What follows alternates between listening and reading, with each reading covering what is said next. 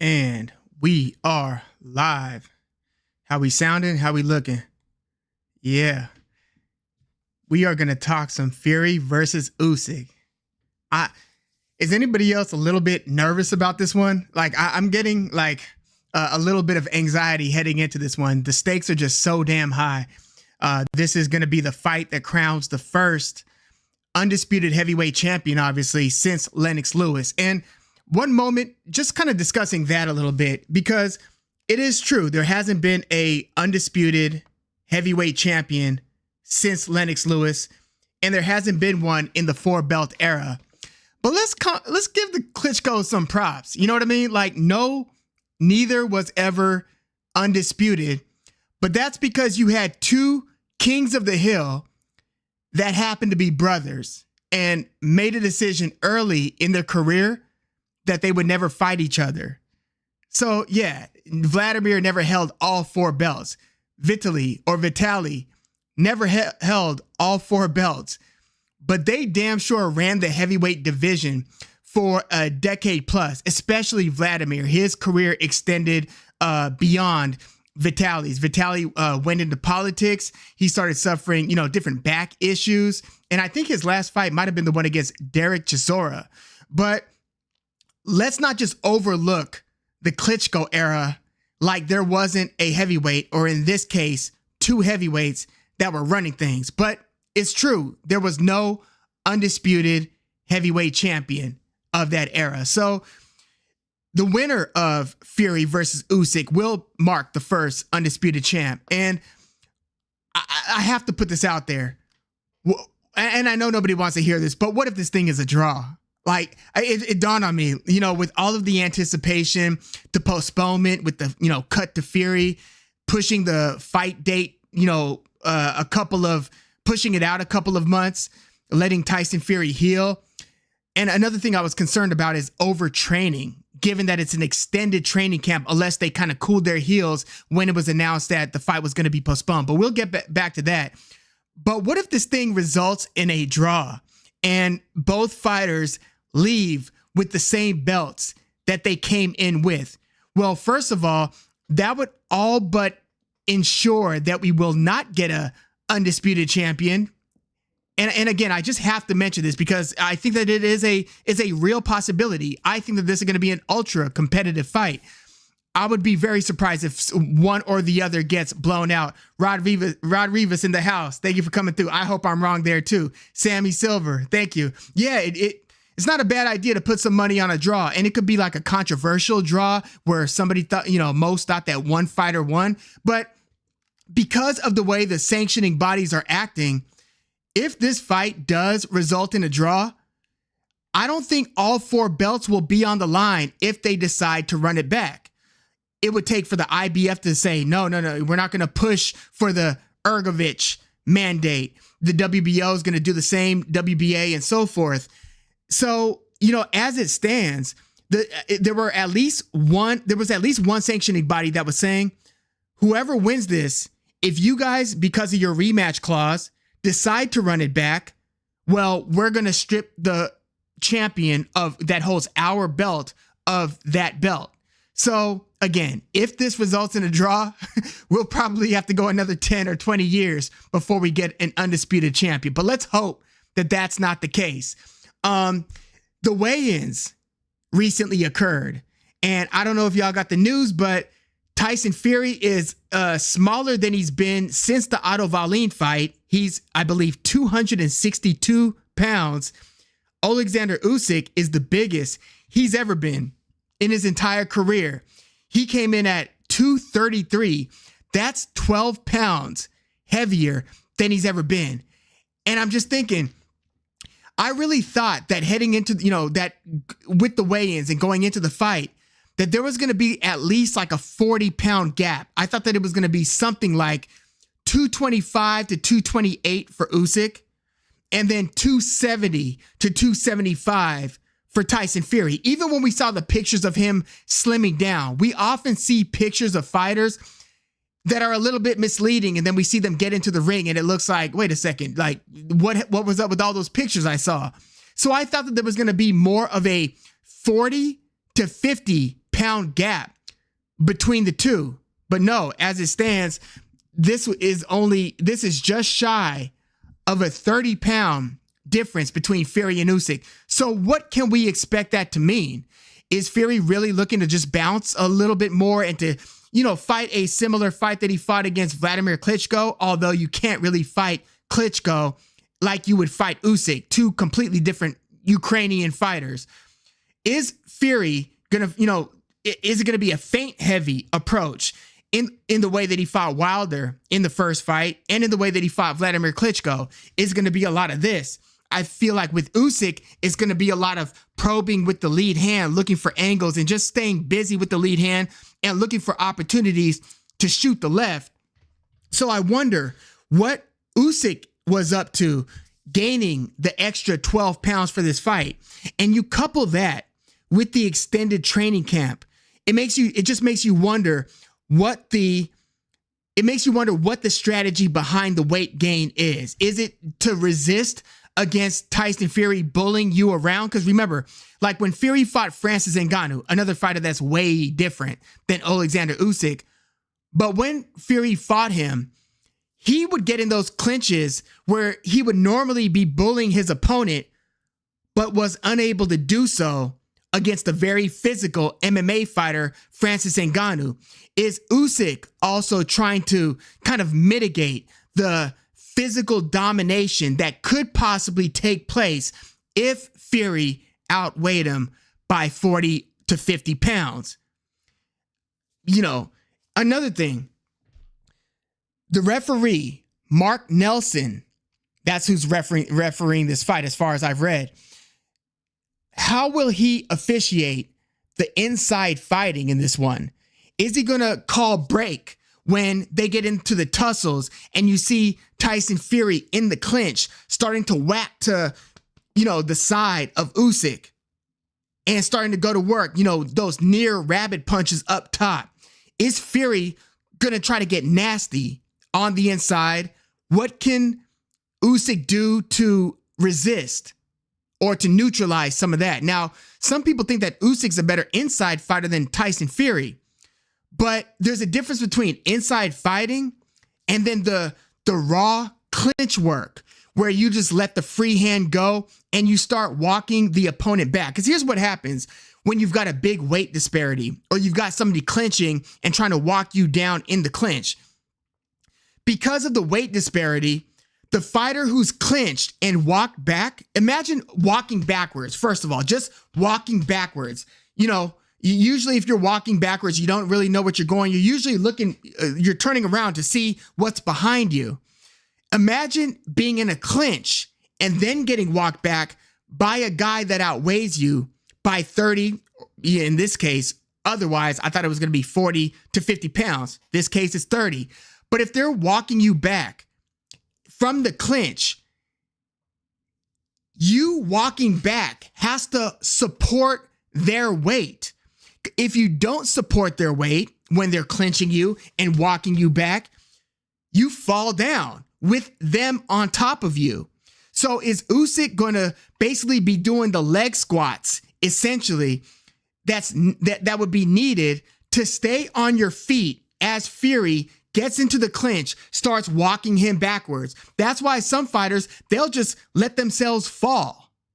You know what I mean? Because then it looks like the guy's fouling you. Then you get a hard warning or something like that from the ref. Like, watch the clinches, watch the rough out, all of that stuff. Wilder never thought to do that. But it's almost like when a fighter pushes down on your back. Sometimes the fighter will just drop to their knees. It's not a knockdown. It looks like the guy's muscling you down. Sure, the optics aren't great. But again, if Fury starts to try to clinch Usyk, walk him back, is Usyk going to walk back with him, supporting that heavy weight? Or is he going to let them both collapse and tumble? And then the ref's going to adjudicate that or officiate that however they choose to do so.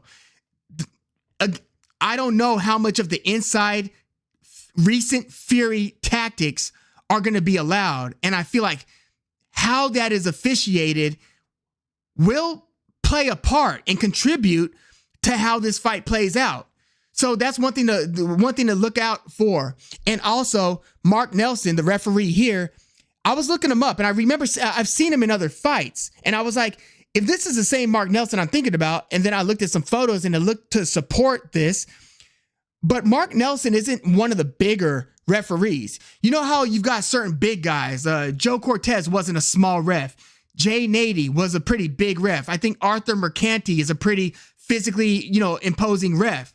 Sometimes when you get these little refs trying to manage the wrestling between heavyweights, they're almost toothless in how they're managing the situation because the fighter is almost non-responsive to their intervention. So I'm wondering, why did they go with why did they go with Mark Nelson to officiate this? Don't you want somebody who can now, they're not going to be able to look eye to eye with the 6'8", 6'9" Fury and maybe not with the 6'3" Usyk, but you don't want somebody who, like, I saw the guy in pictures, talking to both fighters. He was smaller than both. He had Michael Buffer behind him because it was when he's giving the instructions, and Michael Buffer's, got the microphone to the guy's, to the referee's mouth as he's giving the instructions. He was smaller than Michael Buffer. So again, I'm wondering how prepared Mark Nelson will be to handle some roughhouse tactics that might be coming from Tyson Fury. Philip Tucker, my cousin, is in the house. He said, let's go Usyk. Yeah, we were just talking about this in the chat earlier. Yeah, thank you for coming through, P. Heck yeah. And happy early birthday. Birthday's tomorrow. Birthday boy. Shelton Moore's in the house. I don't believe that Usyk will allow himself to be clinched. So he would have to take a step back. He'd have to drop his shoulders, drop his weight, and take a big step back and at an angle. Now, Usyk is more prepared than anybody to take angles, right? Take a step back and then move diagonally away. Then you've got the big Fury who might start looking like he's lumbering to try to catch up with you.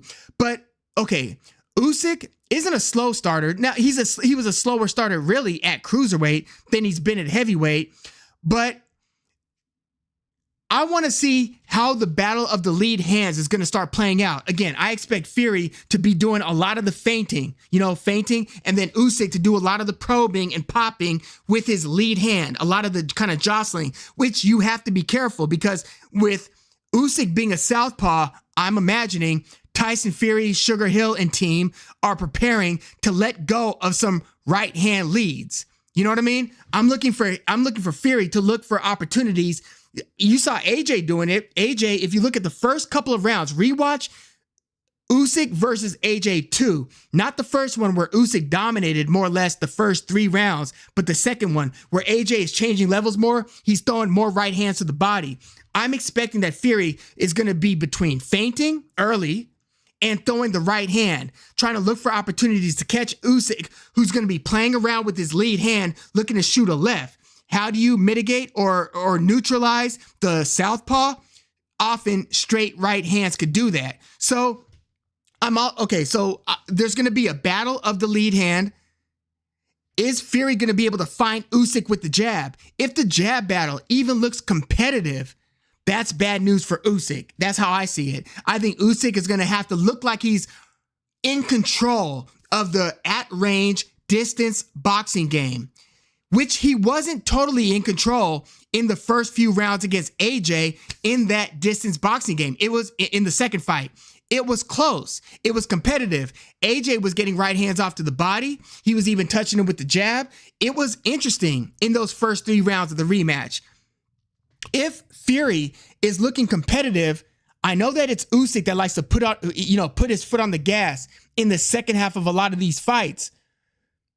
But Tyson Fury, if he is imposing his physicality and making that an issue, even though I know he's coming in lighter, 262 against 233. I expected a 40 to 50 pound difference, not a 30 pound difference. That is interesting. But Usyk is 37. This has been a long training camp, depending on how Usyk has handled the postponement. Did he just work out right through the postponement and extend the camp another 2 months? I would think that him and his corner, his team, are smarter than to basically extend your workout schedule another 2 months, because by doing so you can overtrain. When this fight was postponed and it was moved back just a couple of months, I was wondering, Is this going to increase the risk of overtraining? And also, is Fury's eye going to be fully recovered to where it doesn't open back up? I want to get to some of what you're saying. Lee Van says, Usyk via unanimous decision.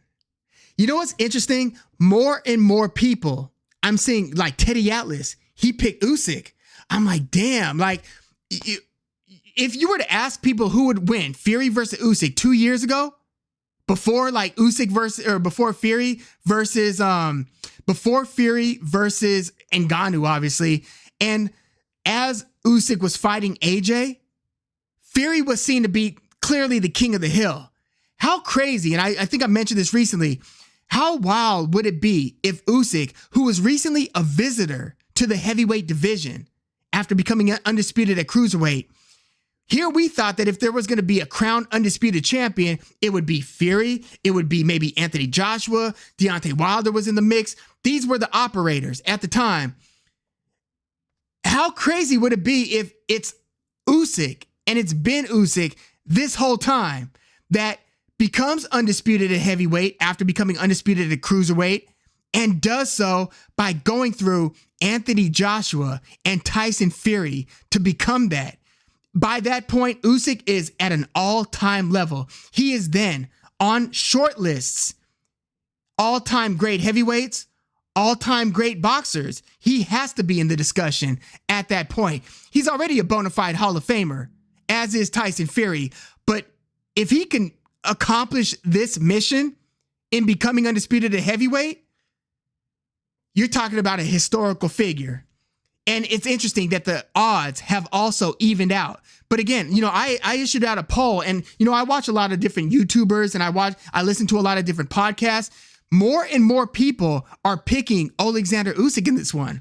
Again, that was almost unthinkable a couple of years ago.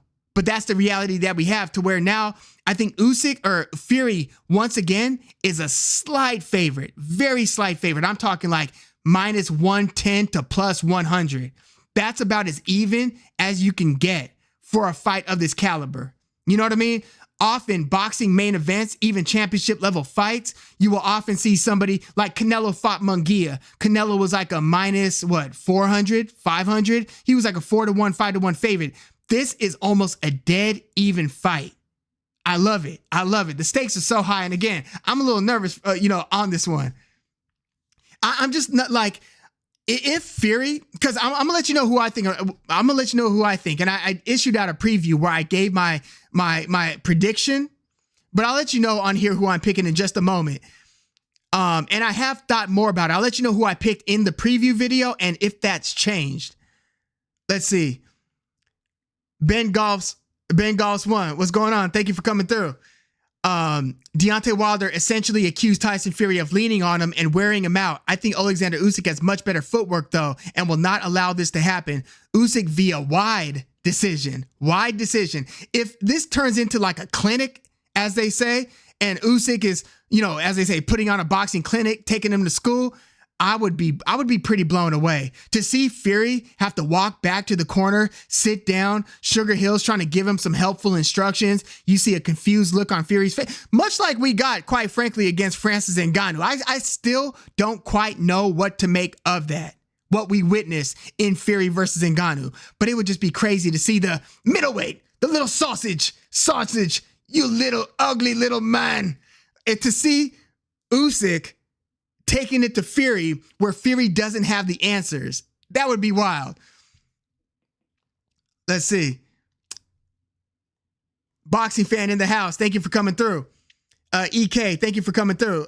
He said, what's good, Wook? I think Tyson will target the body a lot. That's what I'm concerned about. And you know what? Let me just get right into who I picked to win in the preview. I thought that, Tyson Fury would win via decision. That's where I was. That is still where I am. That's still where I am.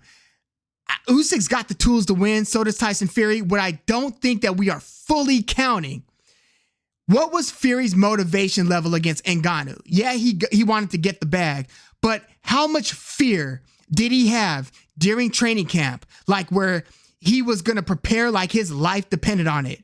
I feel like the last time Tyson Fury was that fearful was in the first and maybe the first 2 fights against Wilder, and before that against Klitschko, where it's like, I have to win this fight. There is no other option. I will die in that ring before I lose to this guy. Like, I feel like with this Usyk fight and with the stakes involved, I think that that's how Tyson Fury is approaching this one. I think he's taking it more seriously than he took Chisora in the trilogy fight, more seriously than he took Ngannou, more seriously than he took Dillian White, more seriously than Otto Wallin. I feel like Tyson Fury is just singularly focused, especially after the fight was postponed, because he's heard a lot of the chirping, a lot of the people saying, are you scared to fight Usyk? Because leading up to this fight being made, it seemed like Tyson Fury really didn't want this fight. Not that he was scared of Usyk necessarily, but that this fight wasn't something that he wanted to do. And I often wondered why. Like, why is it that he can't get fired up for Alexander Usyk? Is it because he's small? Is it like how Canelo views Terrence Crawford? Like, well, if I beat the guy, I don't get any credit anyway. But this is the battle for undisputed heavyweight champion. It's not like Usyk is jumping up 2 divisions to visit you. No, he knocked off Anthony Joshua twice now. So I think that Fury is terrified, not of Alexander Usyk per se, but of what it means if he loses to Alexander Usyk. I think that Fury is scared to death of losing this fight and what that would mean to his legacy. Because as it stands, you look at his resume. Yes, he beat Deontay Wilder twice. Yes, he was the guy to dethrone Vladimir Klitschko. Yes, he does have a couple of other good wins. Otto Wallin, Derek Chisora twice earlier in his career. Dillian White. He's got a couple good wins outside of, Wilder and Vladimir Klitschko. But he never really checked the boxes, those top 3 through 8 guys. That's missing from his resume. He didn't fight Andy Ruiz, Alexander Povetkin, his homie, Joseph Parker, Luis Ortiz, these different fighters that would, kind of populate the ranks 3 through 8, 9. You know what I mean? He didn't fight those guys, Joe Joyce, the different guys that would be 3 through 9. So if you couple that with if Fury loses to Usyk, that hammers the Gypsy King's legacy. It just does. And I think that that is what has Tyson Fury training to where he's able to cut to 262 for this fight. So I think that we might be overlooking his motivation level and also his heart. Think about it. It's not like this is a guy that we haven't seen in trouble in fights in the past. He got dropped early in his career by Steve Cunningham. He got dropped by another guy, I forgot who, early in his career. He got dropped by Deontay Wilder twice in their first fight, and he got dropped twice in their third fight. Each time he got up, each time he won the fight. Got dropped by Francis Ngannou. He edged that fight. That was kind of scary. But Tyson Fury has heart. He's got IQ. He's got nastiness about him. He's got guts. Not to say Usyk doesn't have all of these things. I'm just saying that is what's kind of keeping me from saying that the more skilled technician who's been more consistent throughout his career in terms of what you're going to get from Usyk performance-wise, fight over fight over fight, across a bunch of elite fighters. Like, his cruiserweight resume is stacked with the who's who of that generation. Maris Briedis, and we're going to talk a little Opetaya versus Briedis too, but Maris Briedis, Murat Gassiev, Michael Hunter, Krzysztof Glowacki. What's the commonality between these 4 guys? Usyk was the first guy to beat all 4 of them. He gave each of those 4 guys, Briedis, Glowacki, Hunter, and Gassiev, gave them all a 1 in the loss column. You know what I mean? So it's been Usyk who's been the more consistent fighter throughout his career. But again, I look at Tyson Fury as having this level of dog in him where he'll be damned to let this guy beat him. And let's not, he's got skills too. And also, what if Fury switches to southpaw? You would have to go pretty far back in Usyk's career to find the last time he fought a bona fide southpaw. I really have to think about that now that who was the last southpaw that Usyk fought? Fury can switch. So again, I think that Fury's got some tricks up his sleeve. I think there was a method to his madness in coming in at 262. But I also think, yeah, there's a method to Usyk's madness gaining 12 pounds. Is he going to be as limber and as nimble, as agile at 233 as he's been at 220 to 225, where he's been, in his heavyweight career? Obviously at cruiserweight, he was 200 and around there. But what does it mean that Usyk is 233? Do all of those skills and all of those attributes, are they portable? Are they transferable to this 233 weight? Let me get to some more of what you're saying. Let's see. But yeah, I think that Tyson Fury will target the body a lot, and he would be wise to, because of how we saw Usyk handling or not handling, semi-handling the body shots against Daniel Dubois, who's a hell of a hard puncher. But Usyk took a lot of punches to the body against Anthony Joshua in the second fight more than in the first fight, but he took shots to the body, and it's not like he just folded over and caved. And you know what? If the punch to the body that dropped him against Dubois was ruled a knockdown and not an illegal, low blow, there's no doubt in my mind that he gets up and at least beats the 10 count. He would have the wherewithal to know, hey, the referee's counting to 10 in my face. I better get up. You know what I mean? So I do think that Usyk is vulnerable to the body, and I think Tyson and his team have plans to target the body. I don't know what Usyk is necessarily going to do about it. I know that he could try to pick him apart as well as he can as Tyson Fury tries to close that distance, close the gap, because Fury will try to close the gap if plan A is to box on the outside and he struggles with that. If Usyk starts tit for tat beating him at range, yes, I think Fury's going to use that 30-pound weight advantage to walk him down and to lean against him on the ropes and stuff, where you see Usyk's back against the ropes, leaning back. I think Fury will use every nasty trick in the book to make his physicality an issue. And again, I wonder what referee Mark Nelson and his smaller stature, it is what it is going to do about it. Are you going to go right into one hard warning and then taking a point away? Fury is the type that will dare you to take a point away. Let's see. Lee Van said Usyk is soft to the body. I think we'll find out. EK said, I'm surprised how tall Usyk is. He doesn't look much shorter than Tyson Fury as I imagine him to be. Okay.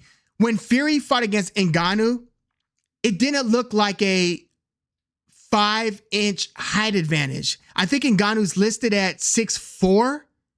It didn't look like a 6'9" guy against a 6'4" guy. To me, it looked more like a 3-inch height advantage. So I think Deontay Wilder's like 6'6" instead of 6'7". I think Fury is actually closer to 6'7.5" to 6'8". I've actually thought that for a while.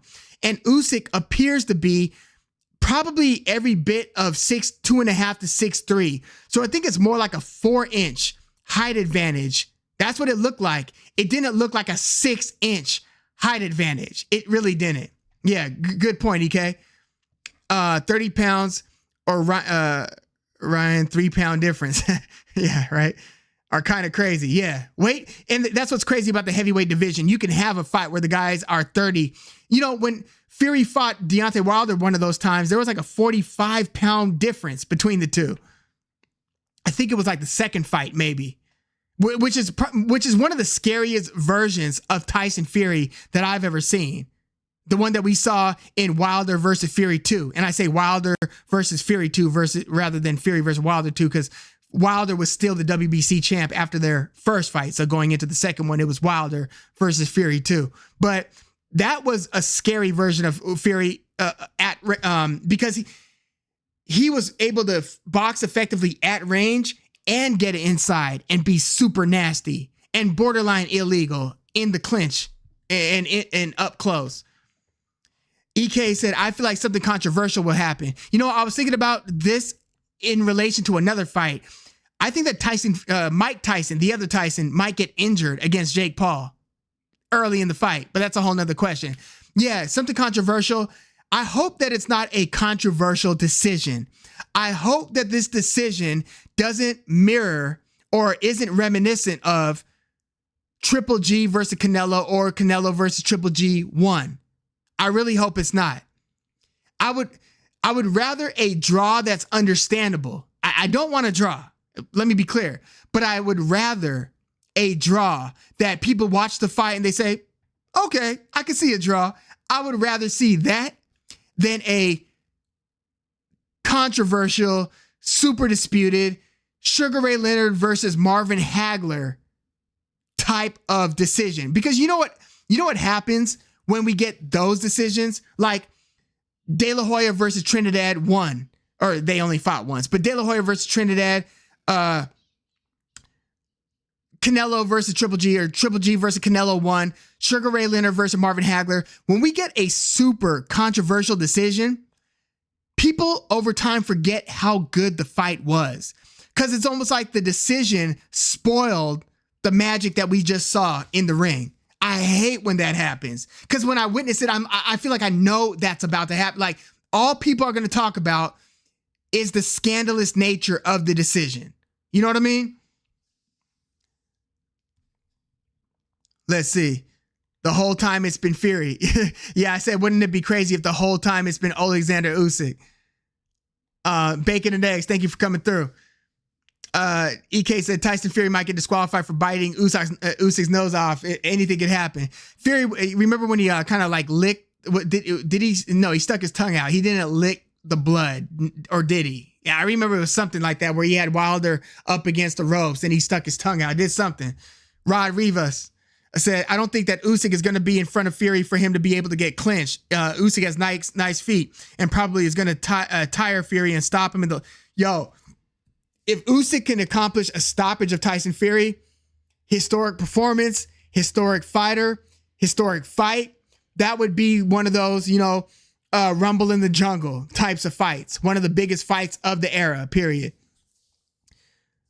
Let's see.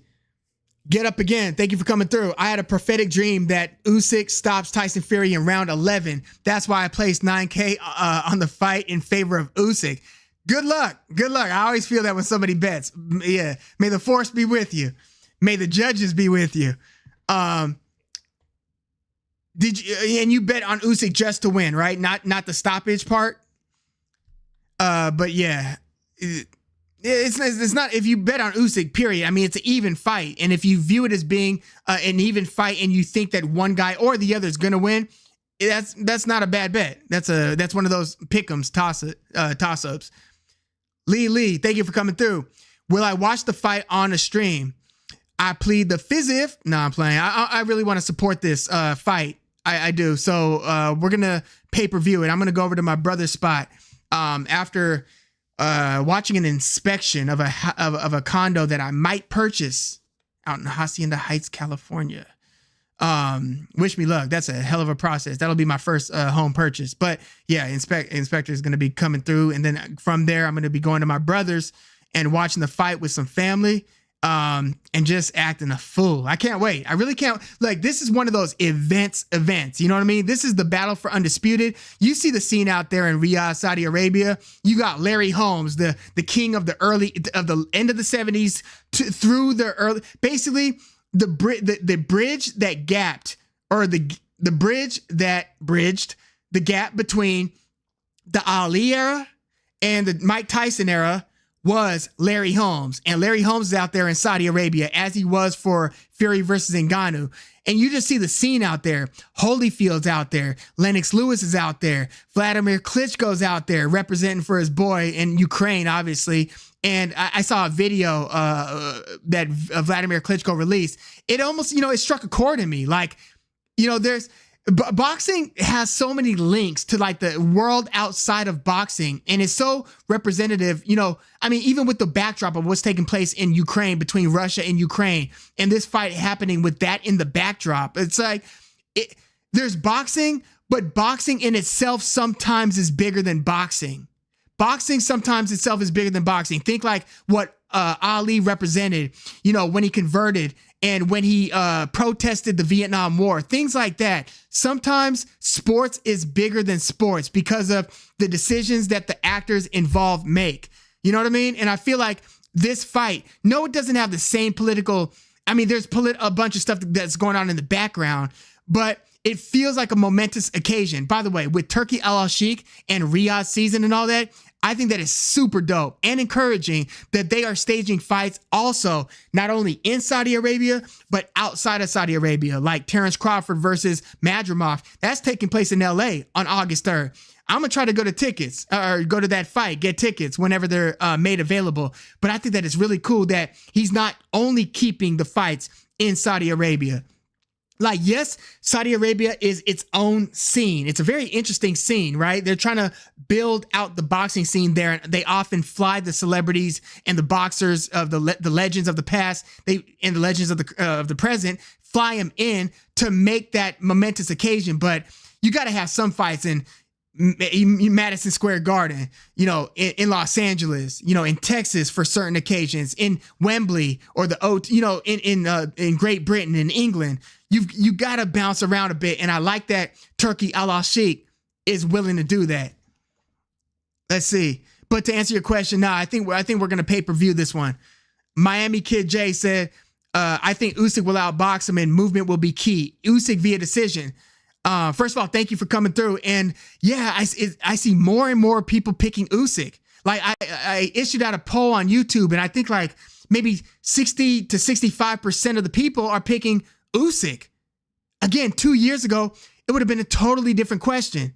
But right now, Usyk's kind of got the juice. He's got people thinking that, this pound for pound legend, this, former undisputed at cruiserweight, this, technician is going to take it to who they might think will look like the bigger, oafier, more lumbering fighter in Tyson Fury. But sometimes those oafs, man, if the oaf has an engine and the oaf is dedicated and wants to come forward and has some skills, some real skills that, used to separate Tyson Fury from the pack. He's got skills. If he comes in, I think that even with his, kind of egg-shaped build and his style of fighting, he could be hell on an opponent. We'll see if Usyk's great 37-year-old legs, great, again, but 37-year-old legs, who's normally accustomed, again, to taking control of the fight in the second half when the opponent starts to gas and it looks like he's had enough. And he's like, okay, I'm super tired. You see Usyk start to take over and start peppering the opponent with activity and still with movement. That's when he really starts to pull away.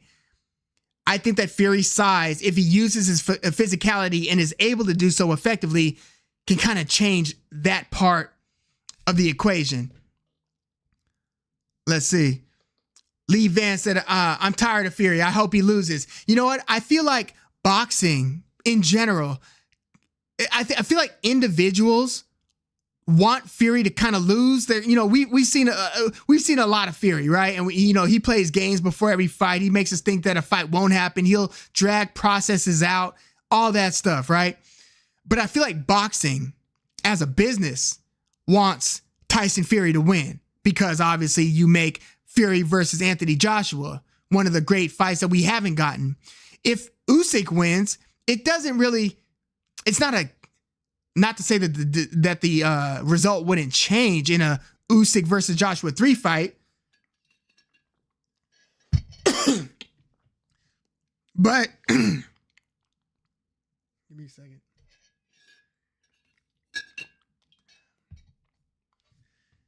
So boxing would rather see Usyk versus Fury, or I'm sorry, Joshua versus Fury 1 than it would Usyk versus Joshua 3. But again, if Usyk versus Joshua 3 happened, I wouldn't count Anthony Joshua out. Like, as it stands, the second fight was closer than the first fight. That was the second one was a split decision. You know what I mean? So it's not like AJ's getting dominated by Usyk, he's not far off really.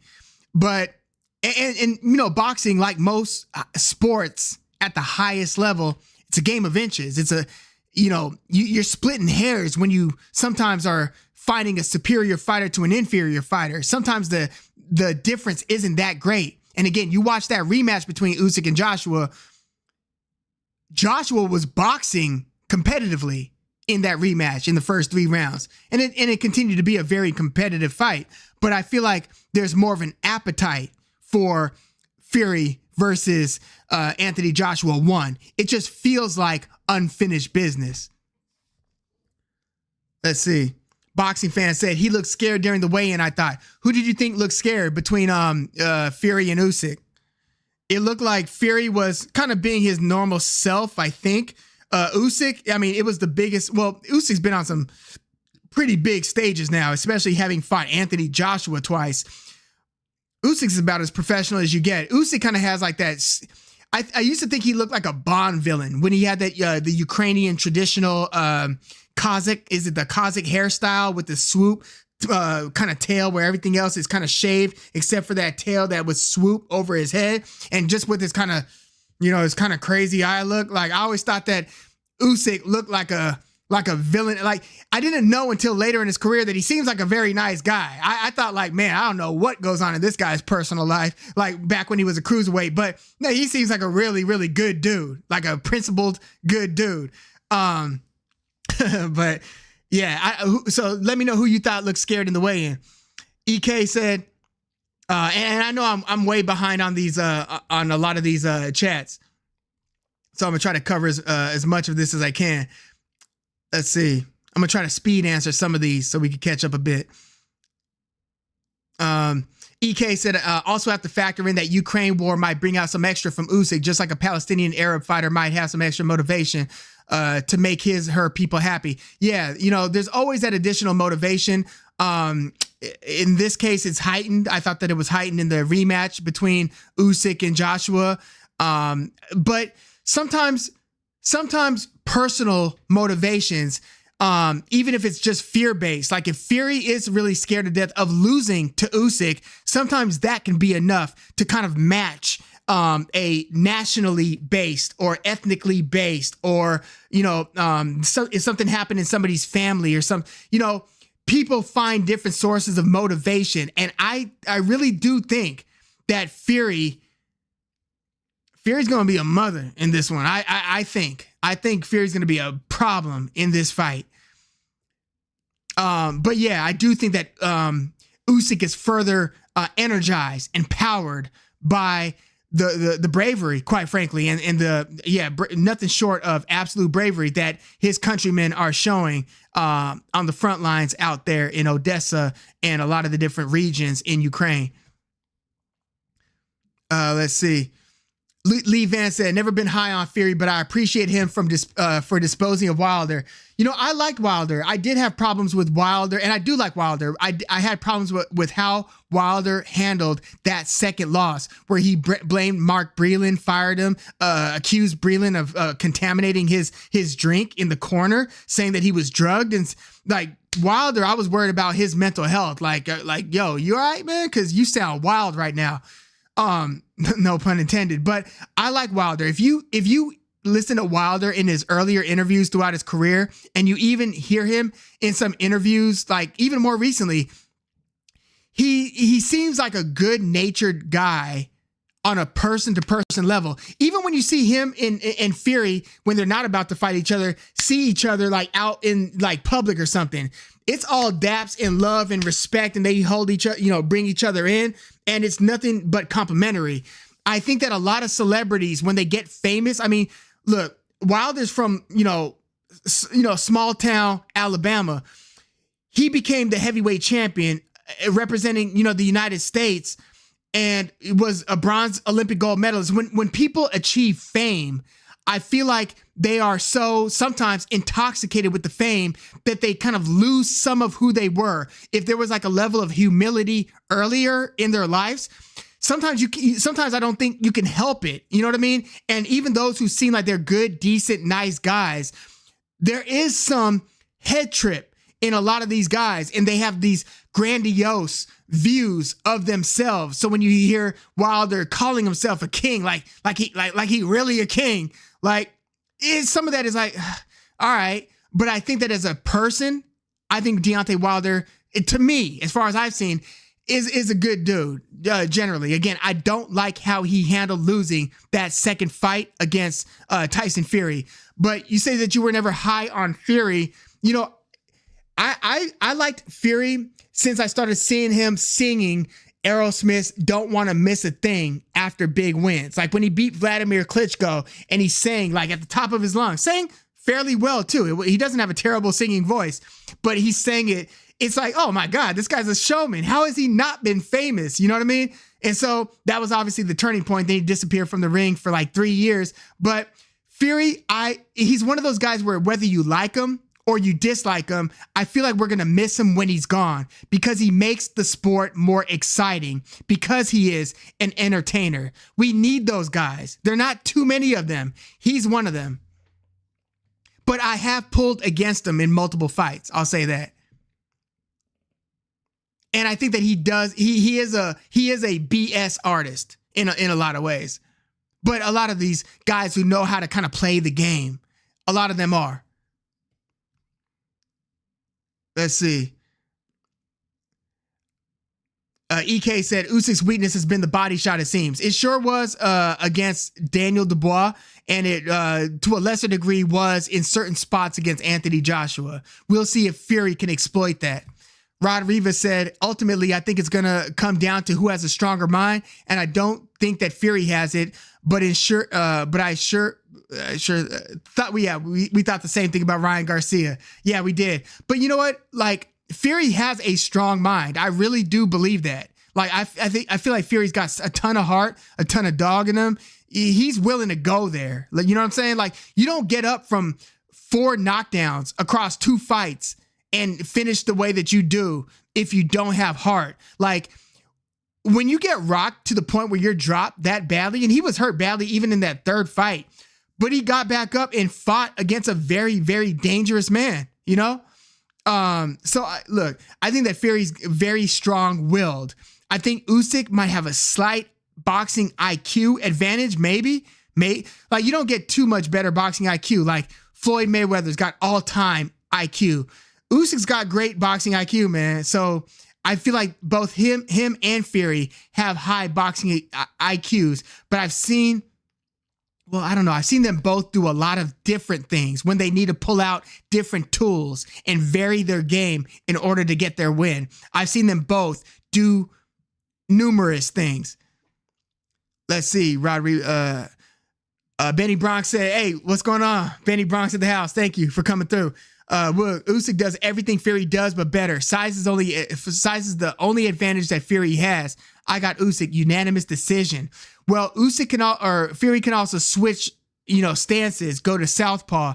There are a lot of things that Usyk does better. I think Fury has a stronger one-punch drill with his backhand. I think Usyk has a good left hand. I think Fury, when he really sits down on it, has a drill of a right hand. Like, look at that first right hand that he dropped Wilder with in their second fight. The one that had Wilder's legs kick up and he was like near the ropes. Not the one that finished him at the end of the 3rd fight, but the first knockdown of the 2nd fight.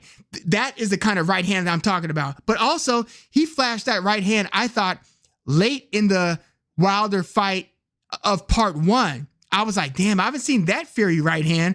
So when Fury sits down on it, I feel like he's got a distinct per punch power advantage over Usyk. He also has the size where his head movement isn't as crucial. To avoid punches, for Usyk to avoid punches, he's got to use his legs. Yes, he does do the thing where he slips punches like this, but he largely uses his legs to get in and out of range. Fury is tall enough to where he could pull back. So I think that that's another advantage that Fury has. Vitaly Klitschko used to do that. He used to be able to kind of have a wider stance and make people miss like that. So that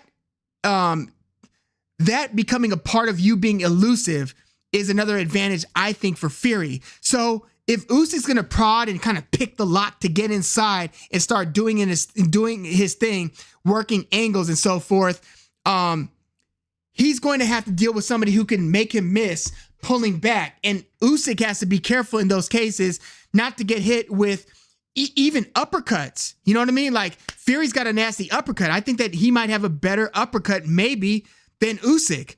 So again, if we were to look at attributes for each guy, I think I would check more boxes for Usyk, but there are certainly a few boxes I think that we could check for Tyson Fury as well. Iran Favela, thank you for coming through. Fury really hasn't fought high-level competition in a long time. Wilder only has power, true, and skill. He only got Fury a couple of times. So Dillian Whyte, not the most skilled fighter, and he was post-prime, I believe, by the time he fought Fury. But you're right. I mean, he's coming off a fight against Francis Ngannou. Like, he hasn't been fighting the caliber of fighter. That's true. That Fury has been fighting consistently.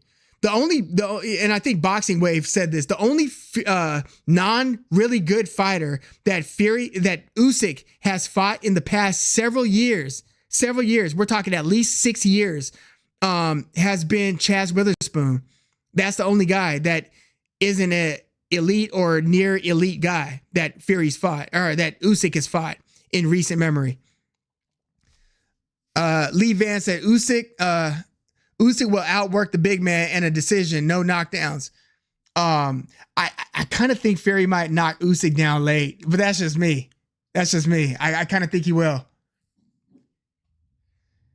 Iran Favela said Fury was getting hurt by Valine late in their fight. Yeah, remember that? He got rocked late in that fight. That's very true. And he was getting outboxed early. Like, I feel like Otto Valine was doing a lot of the right things until the cut happened, and then he started abandoning the things that were bringing him success because he started targeting the eye, figuring if I could open this cut even more, I win the fight. But he stopped working the body. He stopped a lot of the things that he was doing in the first 3 rounds. But you're right. There was also Valine hurting Fury late in the fight. Fury was really rocked in that one. Yeah, you're right. Jay Foreman is in the house. Thank you for coming through. There's a reason Fury took so long to accept this fight. Yeah, I've been wondering why. I think Usyk wins via decision. I see Fury trying to do some dubious, non-legal tactics as he gets desperate. I think he might even start doing some of that before he gets desperate. And I was saying earlier, I think that it depends on how Mark Nelson, who isn't a big ref, he's not like a Jay Nady, Kenny Bayless size ref. He's a smaller referee who's going to have to, break up this, this behemoth in Tyson Fury and the 233-pound Usyk. Is he going to be able to control Fury's roughhouse tactics on the inside, or is he going to actually pull the trigger on giving a hard warning and maybe taking a point away? You know what I mean? Like, is he going to keep on, or is he going to have an exhausting workout by continuously having to break them up every time they clinch? I wonder how much of that he's going to allow to fly.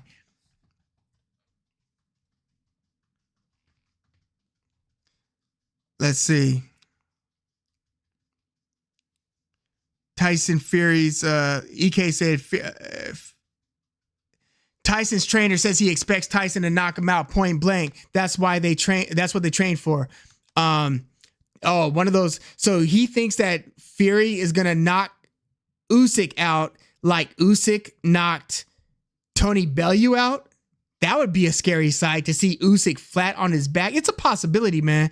It's really a possibility, but that would be a sight to see. Let's see. EK said you should do a live stream while watching the fight.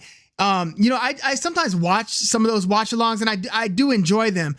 With this one, I'm going to be watching with some family. I mean, I might just plant I could do the watching fight, but I would want to pick a lesser fight. Like if Joe Cordina was going to fight Kasache on a DAZN card, I would want to start doing some watch-alongs on some of the smaller scale fights before launching them into like these big, super meaningful fights. You know what I mean? But yeah, I've been wanting to do some of those live stream commentaries. Let's see. Iran Favela said, let's let's see Usyk's fight since his comeback, or Fury's fights. Schwartz slow-footed, Wallin slow-footed. Yeah, it's a lot of slow-footed guys. Boxing fan said if you win that 9K hookup wood, new place on the horizon. Yeah, please. Boxing After Dark. Thank you for coming through. Said I might have the worst opinion yet, but I think Fury is going to win a wide decision. That's my actual pick. Yeah, I don't think it's going to be a wide one, but I'm going Fury via decision. That's where I'm at with this. I honestly don't know why.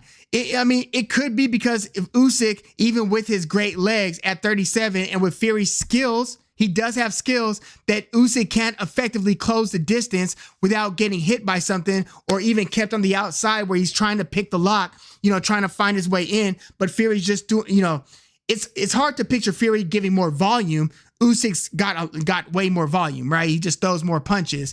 But it's not out of the question that Fury is nearly matching Usyk in boxing and is more effective punch for punch and imposes his physicality. You know what I mean? So I don't think that that's out of the question. That's the thing about this fight is that there's no decision or no result that sounds too crazy. But we're gonna, hey, Stan Tucker's in the house. Thank you for coming through. Yeah, we're gonna wrap this one up in a sec. Or better yet, let me do this. If you guys work with me for just a second, work with me for just a second. My girl got home. I'm just gonna, because she's on the outside saying I'm home. So she's gonna come in, but I'm gonna continue to do my thing. If you guys give me 30 seconds, we'll keep rocking. Because I do want to talk a little undercard too. 1 second. And thank you in advance for sticking around. I'll be right back.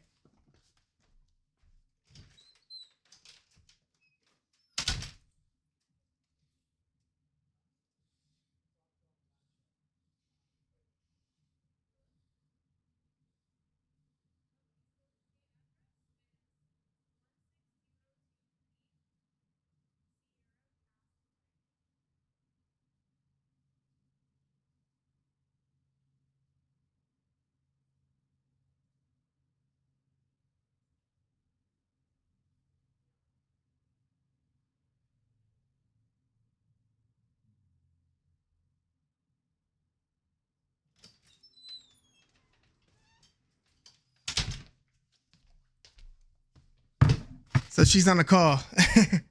Yeah, thank you for rocking with me. Heck yeah. No, I appreciate y'all so much. Ab Rob is in the house. Thank you for coming through. Yeah, I saw, thank you for watching that last video. I think you checked out the Opataya versus Breedis video. Thank you for that. Yeah, Lee Van. Yeah, most people are picking Usyk in this one. Karma Serene is in the house. Heck yeah. Thank you for coming through. Follow Karma Serene on Twitter and on YouTube. Texas held boxing down during the pandemic and we get repaid like this. Let's see. Maddie Howard, thank you for coming through. Usyk is nothing like I've seen in being in and around boxing for 45 years. He will win this fight with a late stoppage. His skill set, movement, speed is just too good. That would be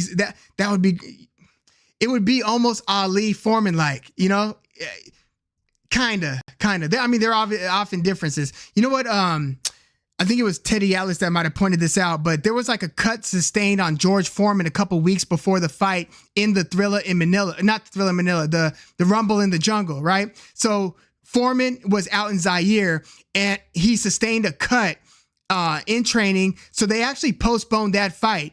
The president or prime minister, whoever's the strongman in Zaire, wouldn't let Foreman leave or wouldn't let the fighters leave Zaire because they feared that the fight wouldn't be able to go through if the fighters exited the country. So they had demanded that the fighters stay in the country. And a lot of people theorize that played into Foreman's psychology going into the actual fight. That the nation, the people within the nation, the people living in the country, that they loved Ali, Boombaye. They're going out with him in jogs and stuff like that. Whereas Foreman was, first of all, he wasn't personable like Ali. He wasn't somebody who was just like, he wasn't the entertainer that you see today, who's all smiles and super friendly. Totally different George Foreman back in the 70s. He was not a pleasant seeming dude. So he didn't want to go out much anyway. So he had to kind of take in the fact that most people in the country were pulling for Ali and not Foreman. So people wonder if that played into Foreman's performance and his loss against Ali. I just wonder if there is any beneficiary in this fight being postponed 2 to 3 months. Is there any overtraining again? Or does Tyson Fury's same cut open up if he gets hit cleanly? I don't know these things. But yeah, I don't want to see a draw in this fight. I don't want to see a robbery or a controversial decision in this fight. Let's see. Johnny Ringo is in the house. Thank you for coming through. Fury style seems more WWE than boxing to me. I hope Usyk gives him a boxing lesson. Sometimes Fury does pull out those tactics, but sometimes he catches Dillian White with a beautiful uppercut, sets him up, takes him out. You know what I mean? We get some of both, but yeah, there are a lot of crazy tactics that Fury employs. Ab Rob said, I'm looking forward to Wilder versus Zhang. Yeah, that you got to kind of favor Zhang. I think he's got more boxing ability, but Wilder, if he still has a willingness to throw it, still has that nuke of a right hand. Jay Foreman said, and again, Stan Tucker's in the house. Thanks. That's my dad, y'all. Thank you. He's going to be one of the people I'm watching the fight with tomorrow.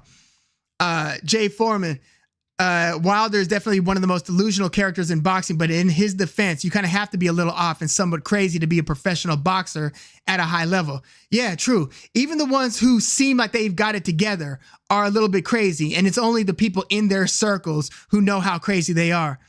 Maddie, or the people who have to deal with them, you know, whether it's in a professional or personal setting.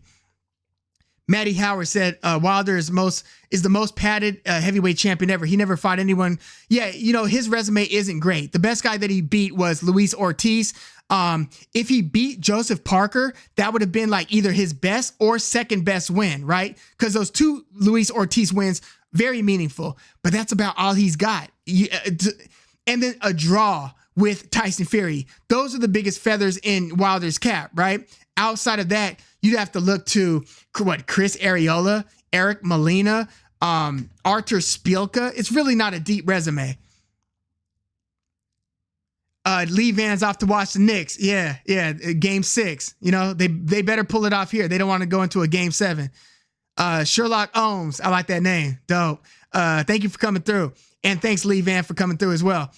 Usyk can't take a power punch to the body, and I don't think that's how Fury will win. And I think that's how Fury will win. Yeah, I think that's going to contribute to a Fury win. And I am taking Fury via decision. Slingshot, thank you for coming through. And hopefully Slingshot going out. Iran Favela, and Fury doesn't have the best chin either. He also gets hurt a lot. He does get dinged up. You see him get buzzed, and sometimes he just drops on, you know, he gets put on the canvas multiple times. We've seen him get put on the canvas way more than we've seen Usyk, get put on the canvas. That's for sure. And Usyk will be hitting him, I think, with some clean shots. Cleaner than most heavyweights are able to hit Fury with. But also, again, Anthony Joshua boxed competitively and closely with Usyk. I'm really trying not to overlook that. Ab Rob, thank you. Iran Favela said, this undercard is honestly one of the best. You know what? Let's get into that before I peace out. TJ's in the house. Chilltown Boxing on Twitter. Heck yeah. Thank you for coming through. Heck yeah. You said upset's going to be Cordina, Navarrete, or Sanchez. One of them will lose, I think. You know what's crazy about this? Jai Opataya is a bigger favorite, I think, than just about all of them, except for maybe Navarrete. Like, Jai Opataya is a minus 600 against a guy who fought a nearly even fight rallied back to fight a nearly even fight. Yes, Maris Briedis is now 39. This is a rematch for the now vacant IBF cruiserweight title. Jai Opetaia beat Briedis a couple of years ago. Briedis hasn't fought since. Opetaia has fought twice since. But Opetaia, a -600, a 6-1 favorite against a guy who he fought to a near draw, barely beat in their last fight, got his jaw broken in multiple places. I thought Opetaia pulled away in the first half of the fight. Maris Briedis rallied strong. By the end of that fight, Opetaia was holding on. But I do think Opetaia has more tools. I look at Briedis as being a right-hand dominant fighter. Opetaia can hit you is a southpaw, hit you with the check right hook or a lead right hook. And he's got a nice left hand and throws nice uppercuts. The punch that he messed Briedis' nose up with and jacked him up with in the 4th round, that was actually a lead right hand uppercut that he caught Briedis coming in with. Beautifully timed, beautifully placed. But yeah, I was surprised to see, and still am surprised to see, that Briedis is a 4-1 underdog. Opetaia is a 6-1 favorite in a fight that, again, was nearly even the first time they ran it.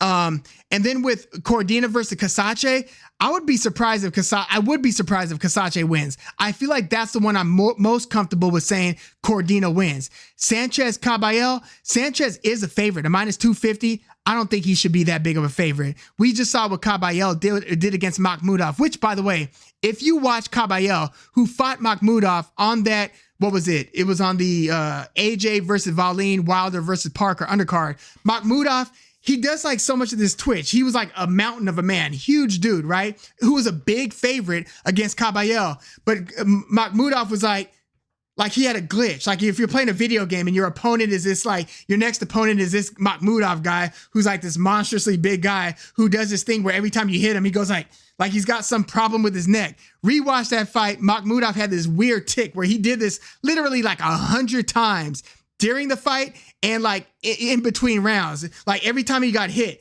every time he stood up from his stool, he's like that. It's just this thing that he could not stop doing. But Caballel put on a boxing clinic and stopped him like in the relatively early rounds. How can you make that guy, who's also undefeated, Caballel, nearly 2-1 underdog against the Cuban Frank Sanchez? I know Frank Sanchez just beat Junior Fa, knocked him out, but Sanchez, besides that fight, and he's fought another couple of pretty decent fighters, I don't look at him as being in another class than Caballel. Caballel, to me, is a really good boxer, and I think Sanchez is going to have his hands full. I feel like this is one of those like -150 to +125. I feel like it should be that type of betting line. Yeah, TJ, Opetaia does have pound-for-pound vibes. Opetaia is what I call one of boxing's new, shiny new objects. When you've got a new name in the game who's just like kind of like a hot name who's looking super flashy and good and just looks like they've got all these tools, a great offensive arsenal. He's like if Boots Ennis beats a couple guys that really matter, that type of thing. You know what I mean? We're like, oh man, this guy's looking sensational. And you start like throwing him up higher on the pound-for-pound ladder. That's where Opetaia is right now. And I'm just trusting that Opetaia isn't believing his own hype. You know what I mean? I think that Opetaia knows that Briedis, even at 39, that this might be Maris Briedis' last stand. For a long time, Briedis' only loss was to Alexander Usyk in the semifinals of that World Boxing Super Series. Briedis has since beaten a few guys. He beat Dorticos. He won another World Boxing Super Series after that and recaptured a cruiserweight title. So this would actually be Briedis' third time winning. No, it might be his fourth time winning a cruiserweight title. So look, I think Briedis is going into this this is it for me. This is my last shot. And if Opetaia doesn't respect that, Briedis could pull off the upset here. So as long as Opetaia isn't believing his own hype and comes in, I doubt that he could come into this fight with the same hunger that he went into the first fight. You know what I mean? Because the first fight, he's trying to become champion. This fight, he's trying to beat the guy that he barely beat last time again at 39, who hasn't fought since they fought the last time. Briedis was 37. Now he's 39 without any fights in between. And it's kind of messed up. Like, look up the article, it's a boxing scene article about how Maris Briedis is perceived by a lot of Latvians because of controversial no comments that he made on the Russia-Ukraine issue. It's pretty sad because it wasn't his intent to go bad with his country. It was a big misunderstanding, really, and the media taking it and spinning it. But look that up. It's a boxing scene article on Maris Briedis from like a day or two ago. Let's see. TJ said Opataya is the bigger favorite. Yeah, you'd have to bet 2 years later Briedis would have the better fight, but at 39. And even more, you'd have to bet Opataya would have a worse fight. Yeah, I think Opataya was all in on that first fight. I think Briedis is super motivated. Look, Briedis might have underestimated Opataya. Sometimes when you're a champion and you're just beating these guys because you're the man in the division, because aside from Usyk, Briedis has been the man at cruiserweight. I know Okoli won a belt and people wanted to see that. We've had a couple other belt holders, but Briedis has kind of been like the understood best fighter in the division. But I think that he might have underestimated Jai Opataya in the first fight. So yeah, I think that he's going to throw everything he's got at Opataya in this rematch. But again, he's 39 years old. But maybe the 2 years off helped to preserve him. You know what I mean? Like sometimes when you're older, you don't want to be fighting like twice a year and stuff like that. Andy Jackson is in the house. Thank you for coming through. Just saw what read Usyk's weight. They read Usyk's weight wrong? Is that right? Is he 223 and 230 and not 233? Can I get some confirmation on that? Because that's a big deal. Because I was wondering why is Usyk coming in 12 pounds heavier than he's ever been? Because that's the difference between there being a 30-pound gap between the two and a 40-pound gap between the two. So I thought that it was really interesting. Not only that Fury came in at 262, but that Usyk came in at 233. But if he's 223, that's a whole different ballgame. TJ, you said that Opataya is coming to make a statement. Well, damn, if he could make a statement in this rematch against Maris Briedis, that would be something that, like, statement was made, first of all, in their first fight. But if he could double down and beat him again, yeah, that's pretty tremendous. Wow, so he's 223. 223. Wow. Okay. Wow.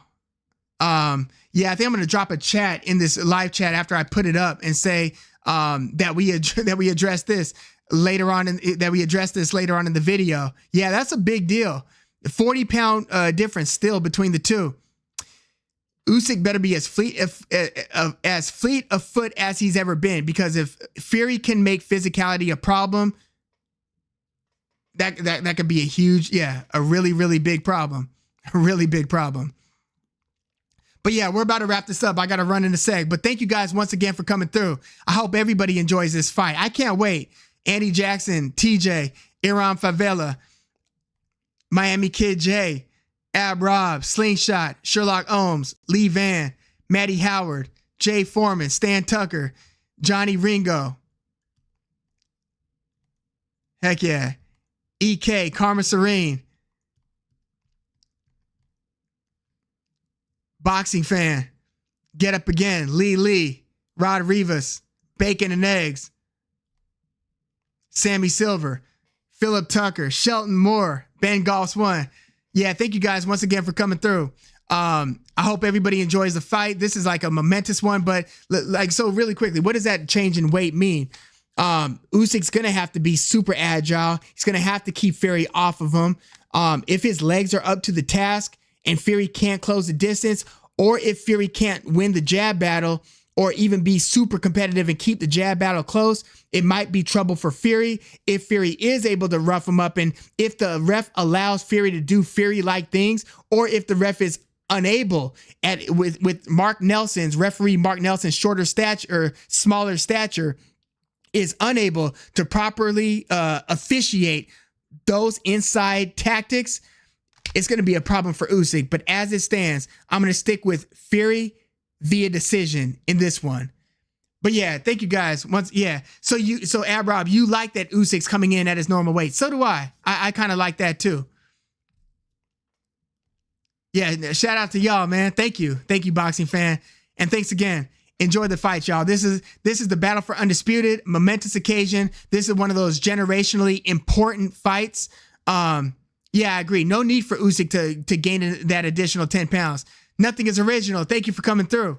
Yeah, take it from the top, man. We covered a lot of stuff, and it turns out that Fury or Usyk is 223 and not 233.